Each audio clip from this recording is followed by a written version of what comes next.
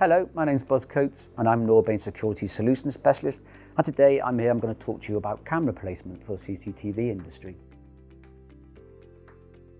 Camera placement will be decided by the role of the system, the application of what we're trying to achieve, whether it's indoors or outdoors. The environment does take account of that as well.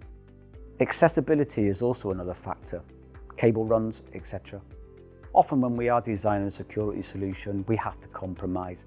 Take an example of that would be we want to place a camera, but sadly we can't get cables to the camera, so we'd have to think about placing it somewhere else. So when designing the system, we'll take all those things into account, like risk, content, entrances and exits to the building, and that would heavily depend on the camera choice and the camera placement. The history of crime in the area will also be an important factor to consider as well. And sometimes we have to consider that actually 2 cameras might be required rather than 1. Classic example of this is you've got quite a large room, you'd like a general observation camera, but also you need to take facial recognition of someone entering the room. And in that case, you may well need to have 2 cameras rather than 1. Another important factor is, especially with internal and external cameras, we need to avoid blind spots, especially if those areas are of high interest. One important factor when placing cameras is the mounting height. Ideally, if we want to capture someone's face, we want to be able to capture it face on. But the trouble with that is, that would be typically around about 1.6 meters high.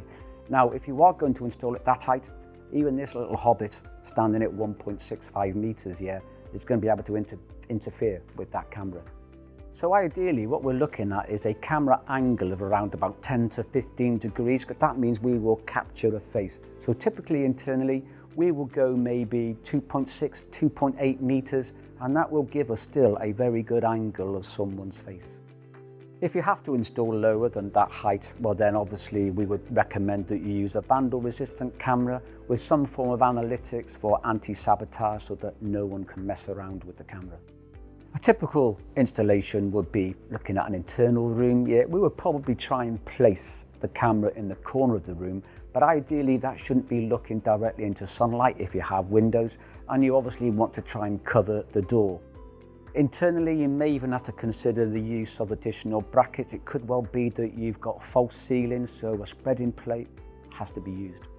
So it well may be in a large room that you may need more than 1 camera, or it could well be you have form of cupboards which block the view. So again, you'll probably need more than 1 camera. So when placing cameras externally, we tend to find there's more problems to deal with in that arena. That could be down to weather, external lighting, etc., etc. And the nature of buildings will tend to be that externally you may have more blind spots, so that will include additional cameras.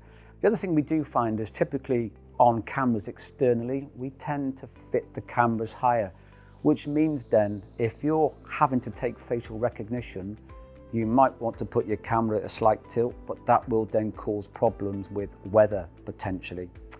And the trouble is then, because we are hanging it up so high and we're increasing the angle of tilt, like you say, we're not probably going to get those facial recognition that we might require. So we may have to think about longer distances in order to shallow the angle. Be careful though externally, don't leave the angle of camera too shallow, because otherwise you're going to see a lot of sky, and never in my time have I seen people walking in the sky. So make sure you cover the areas that you want to cover, but also we have to take into account GDPR. So if you are looking over a public highway, or you are looking over someone's private garden, under GDPR you're supposed to blank those areas. Again, we need to consider the use of brackets, so it might well be that you're installing cameras on poles or columns, or it might well be you're installing cameras on the corner of a building. You are going to need brackets. So some common sense stuff needs to apply when we're also fitting cameras externally, and that is, we live in the Northern Hemisphere. Now, because we live in the Northern Hemisphere, sunlight is going to, some point, if you have south-facing cameras, it's going to shine into your camera at some point. So we need to take into account that we may need to tilt those cameras down a little bit more, but also from a point of view of ensure cameras have got sun shields. So in order to avoid the sunlight or external lighting, it may well be that we have to again steepen the angle of the camera. And again, we're probably compromising security, because if we want facial recognition, Yep, that's something that we may have to consider, i.e. with a lower camera, or maybe looking further afield in order to make sure that we can still get that facial fit. Equally, rain can have a considerable effect on your video as well, because if you don't angle that camera enough, we could have heavy rain coming onto the camera. We live in a southwestern prevailing wind, and typically a lot of our weather fronts do come in from the southwest. So if we can avoid that, great.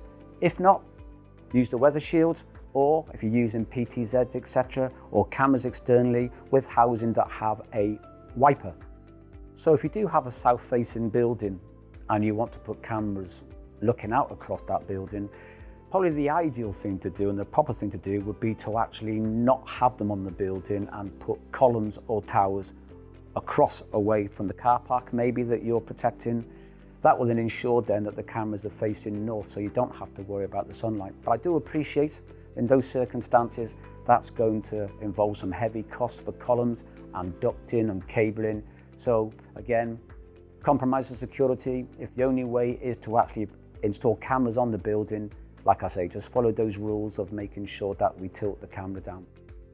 Likewise, we also have to take into account external lighting. It may well be that you're covering a distribution center and there are lots of big halogen lights flooding the area where the lorries come in. Again, if you're looking directly into those, you may well have to tilt down the cameras to cover those areas, or put the cameras actually on the building with the lights so they're actually looking from behind the light into that area.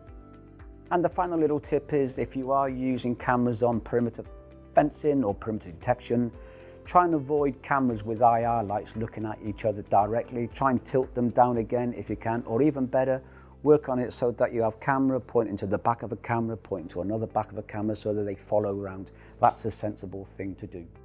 So these are all just a few tips just to cover some things that you should think about when placing your camera.